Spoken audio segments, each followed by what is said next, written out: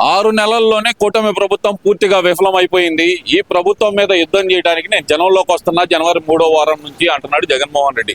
నిజంగానే 6 నెలల్లో కూటమి ప్రభుత్వం అనేది పూర్తిగా విఫలమైపోయింది అంటారా?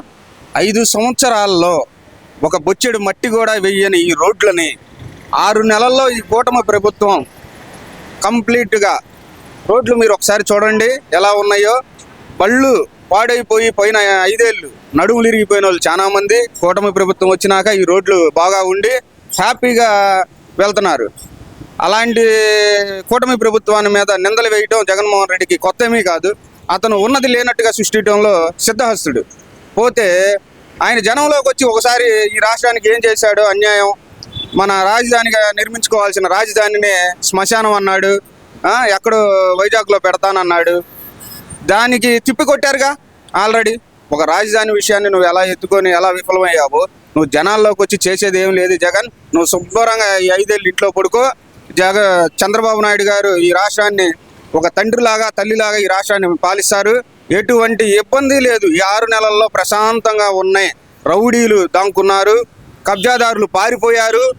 నువ్వు కూడా ఇక ఇంట్లో పడుకుంటే, నువ్వు కూడా ఆ కోవకు చెందినోడివే కాబట్టి నువ్వు హ్యాపీగా పడుకుంటే చంద్రబాబు నాయుడు గారు, పవన్ కళ్యాణ్ గారు ఈ రాష్ట్రాన్ని చాలా చక్కగా పాలిస్తారు.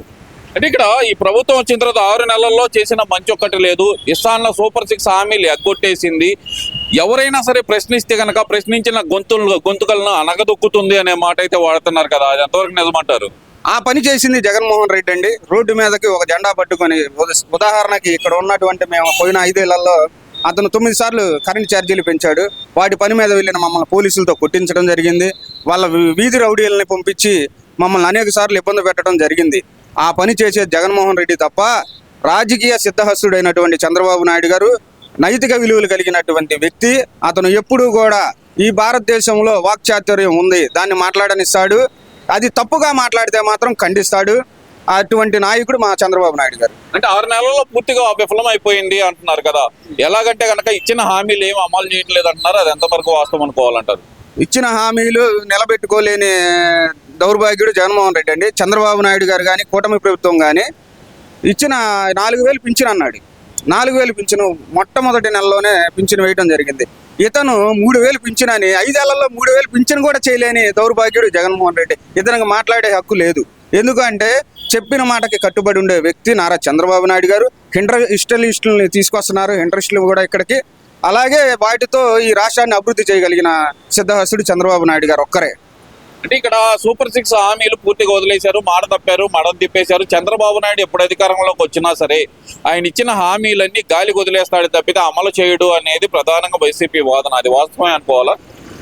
జగన్మోహన్ రెడ్డి ఎప్పుడు కూడా అబద్ధాల్లోనే బతుకుతాడండి. ఒక పెద్ద గీత పక్కన చిన్న గీత పక్కన పెద్ద గీతను పెడతా ఉంటాడు. ఎందుకంటే జగన్మోహన్ రెడ్డి ఒక రాష్ట్రాన్ని ఎంత దయనీయ స్థితిలోకి తీసుకెళ్లాడో అందరికీ తెలుసు.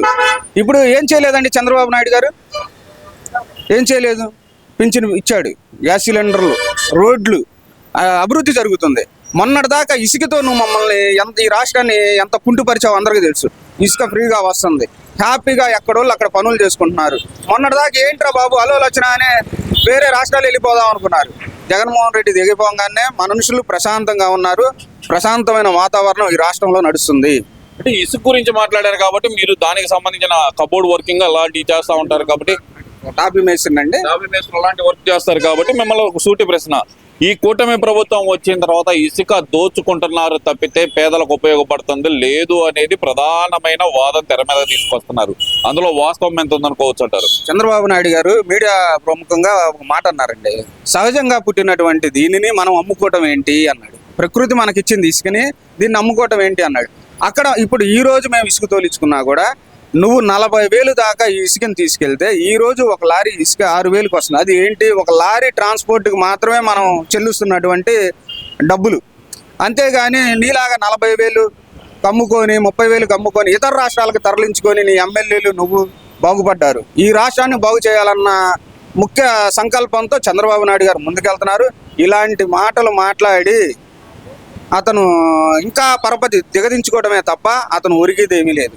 ఇదంతా ఒకెత్తి అయితే కనుక నిన్న కానీ మొన్న కానీ సజ్జల రామకృష్ణారెడ్డి మాట్లాడుతూ ఏమంటున్నాడంటే కనుక ప్రధానంగా ఆయన చెప్తుంది ఒకటే, మేము అధికారంలోకి వచ్చిన మరుక్షణం మేము ఆగమన్నా మా కార్యకర్తలు ఆగరు, ఇంతకింత పగ తీర్చుకుంటారు, పులి పంజాయతీ అప్ప ఎలా ఉంటుందో రుచి చూస్తారు అంటూ ఆయన చేస్తున్న కామెంట్లు, వాటిని ఎలా చూడాలంటారు మరి? పులి పంజా అతను ఒక పిల్లి అండి. ఆ పిల్లి కాబట్టి మడుచుకొని ఇంట్లో కూర్చోబెట్టారు. అసలు అతను ఏందండి, ఒక సలహాదారుడు, ఒక ఎమ్మెల్యేనా ఒక ఎంపీయా? ఓన్లీ నువ్వు కొంతమందిలో ఒక సలహాదారుడు మాత్రమే. నీ స్థాయి నువ్వు చూసుకొని మాట్లాడుకో సజ్జల రామకృష్ణారెడ్డి. పోతే నువ్వు కూటమి ప్రభుత్వాన్ని కానీ మా తెలుగుదేశం పార్టీ కార్యకర్తలను కానీ నువ్వేమీ చేయలేవు. ఎందుకంటే నీకు అంత సినిమా లేదు.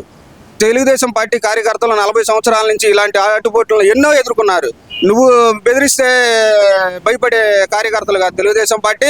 నువ్వు పోయిన 5 ఏళ్ళలోనే మా తెలుగుదేశం పార్టీ కార్యకర్తలను ఏమి చేయలేక మహా అయితే కొంతమందిని బాధ పెట్టి ఇది చేయగలిగావు తప్ప భయపడతాం అనేది తెలుగుదేశం పార్టీ చరిత్రలో లేదు.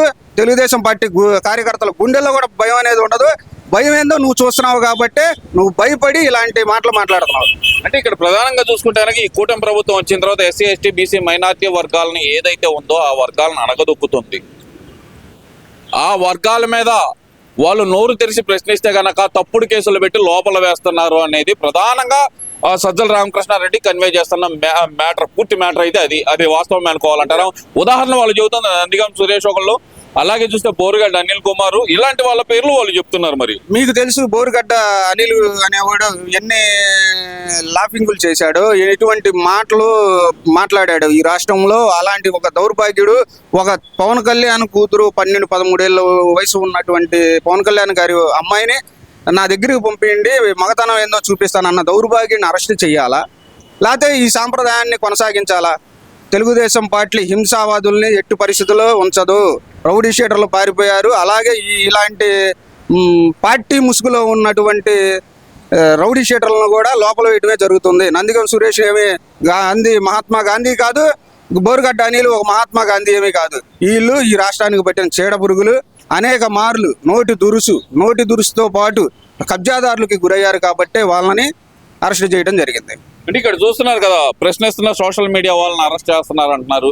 అందులో ముఖ్యంగా వర్ర రవీంద్రారెడ్డి, వీళ్ళందరినీ ప్రశ్నించే గొంతుకల్ని అనగదొక్కాలని చూస్తుంది ఈ ప్రభుత్వం. ఇంతగా డబల్ గా మేము బయటకు వస్తాం, గోడకు కొట్టిన బంతిలాగా తిరిగి వస్తాం మేము అనేది అయితే చెబుతున్న మాట వాళ్ళు. మరి అది అంతవరకు నిజం అనుకోవచ్చు. సోషల్ మీడియా ద్వారా మాట్లాడినటువంటి వ్యక్తి అన్నాడు, ఏ పార్టీకి సపోర్ట్ చేయమాకండి, ఈ పార్టీకి సపోర్ట్ చేసి నేను నష్టపోయాను, వీళ్ళు నన్ను ఏమీ పట్టించుకోవట్లేదు అని చెప్పాడు. ఎందుకు ఆ రోజు మిమ్మల్ని కూడా నాకు తెలిసి మిమ్మల్ని కూడా ఆ రోజుల్లో తీసుకెళ్లారు స్టేషన్లకి, ఇబ్బందులు పెట్టారు అనేక రకాలుగా. సోషల్ మీడియాలో ఒక పోస్టు, ఇది కామన్గా ఏం జరిగిద్దంటే ఒక పార్టీ ఉన్న ఇష్టాన్ని తను పోస్ట్ ద్వారాగా తెలియపరుస్తాడు. అలా పెట్టిన వ్యక్తుల్ని అలా అరెస్ట్ చేయడం మమ్మల్ని కూడా జరిగింది, తీసుకెళ్లడం జరిగింది, అనేక పార్లుగా ఇబ్బంది పెట్టాం. ఈ రాష్ట్రంలో హింసాత్మకమైన పోస్టులు పెట్టినటువంటి వ్యక్తుల్ని అరెస్ట్ చేయించారు తప్ప మిగతా ఏ కార్యకర్తలను కానీ ఎవరిని కూడా ఈ రాష్ట్రంలో అరెస్ట్ చేయడం జరగలేదు. ఒక దౌర్భాగ్యులను మాత్రమే అరెస్ట్ చేయడం జరిగింది. మరి ఓవరాల్గా ఏం చెప్తారంటారు? జనవరి 3వ వారం నుంచి జగన్మోహన్ రెడ్డి జన పర్యటన, అంటే ప్రతి జిల్లాలో 2 రోజులు ఉంటాను నేను అంటున్నారు కదా, అది అలా చూడొచ్చు అంటారు? ఇప్పుడు దాకా బెంగళూరు ప్యాలెస్లో, తాడేపల్లి ప్యాలెస్లో పడుకున్నాడండి. జనం ఇప్పుడు గుర్తొచ్చారా? పోయిన 5 ఏళ్ళు నీకు పరదాల చాటున ఎమ్మెల్యేలని కూడా నువ్వు గడప బయట నించోబెట్టినటువంటి సీఎంవి, జనాలకి అవపడకుండా పరదాలు కట్టుకొని తిరిగినటువంటి నువ్వు ఇవాళ నీకు జనం గుర్తొచ్చారా? జనాలు ఎందుకు గుర్తొచ్చారు? నువ్వు ఓడిపోతేనే జనాలు గుర్తొస్తారా? గెలిచినప్పుడు నీకు జనాలు గుర్తులేరు, ఈ రాష్ట్రం గుర్తులేదు. పబ్జీ ఆడుకో, ఈ 5 ఏళ్ళు కూడా పబ్జీ ఆడుకుంటూ నువ్వు కాలం గడిపేయమని. అసలు ఈ రాష్ట్రానికి ఇంకో 10 ఏళ్ళు 20 ఏళ్ళు అయినా కూడా చంద్రబాబు నాయుడు గారు అవసరం, కూటమి ప్రభుత్వం అవసరం ఉంది. నువ్వు పబ్జీ ఆడుకుంటే హ్యాపీగా ఫామ్ హౌస్లో ఉంటే ఈ రాష్ట్రానికి మంచి జరిగిద్ది. Thank you.